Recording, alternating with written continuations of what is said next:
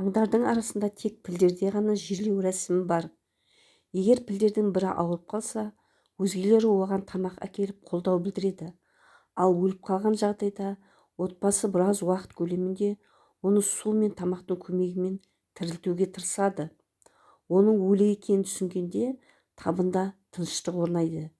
Әдетте олар аса терең емес, қабір қазып, өлген пілді топырақпен және бұтақтармен жабады.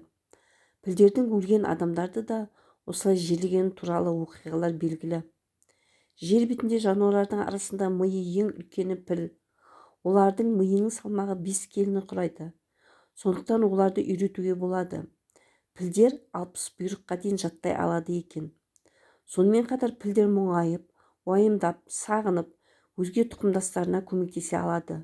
Сондай-ақ кейбірі музыкаға, сурет салуға қабілетті. Пілдер өз арасында және алыстағы өзге табындармен дыбыстар және аяғымен тырсылдату арқылы тілдеседі. Пілдер шөппен қоректенеді.